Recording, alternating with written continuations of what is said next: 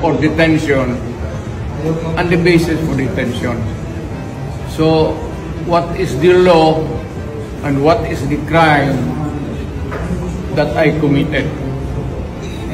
To me now, the legal basis for my being here, as apparently I was brought here not of my own volition. It's somebody else's. Kung hindi ibang tao, ikaw siguro, because this is your structure. So you have to answer now for the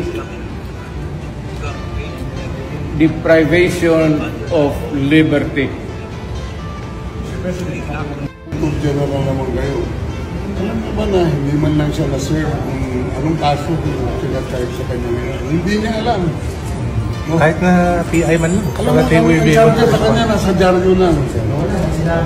And then, hindi pa kayo na ano na ganito ginagawa natin. Sumusunod tayo sa isang entity na hindi na tayo member. Nag-withdraw na tayo. And yet, sir, you are the Prosecutor General. Yes. You know how to exercise due process. Before you can even file charges, you have to file a complaint. We have to file a counter affidavit.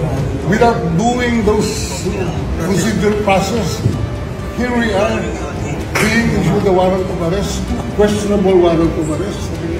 Ano naman po, sir? Sir. There's naman doon blooper, puro pagdating sa trial dyan, tatawagin kita sa witness stand. Sabihin ko, you're the person who arrested me. May I know the reason why? Have you read the documents? Or at least, have you read the case at that time when you made the arrest? So that you would be guided to what you should know. Yan lang yan. Kung kaibigan tayo, galing ako gobyerno.